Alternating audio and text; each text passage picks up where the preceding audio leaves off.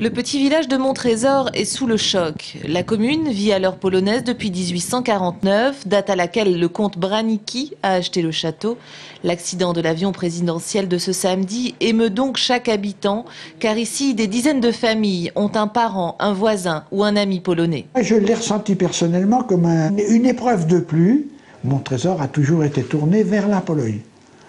Et bon, on vit peut-être à un degré supérieur les relations de la France avec la Pologne. Chez Elisabeth, qui habite en France depuis 1958, la télévision retransmet les actualités polonaises depuis ce week-end.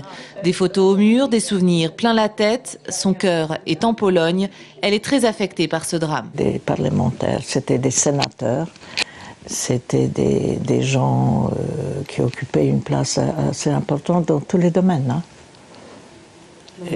Et l'avion s'est écrasé, il n'y a pas de survivants. Et vraiment, c'est un grand deuil en Pologne. Et une perte, une grande perte.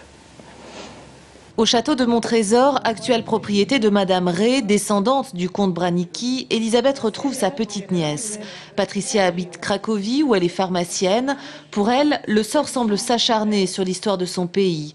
Quand la Pologne pourra-t-elle enfin se relever? 70e anniversaire de Katyń s'accroche au cette crash de l'avion et en plus le 5e anniversaire de mort de Jean-Paul II. C'est des émotions très fortes pour les Polonais.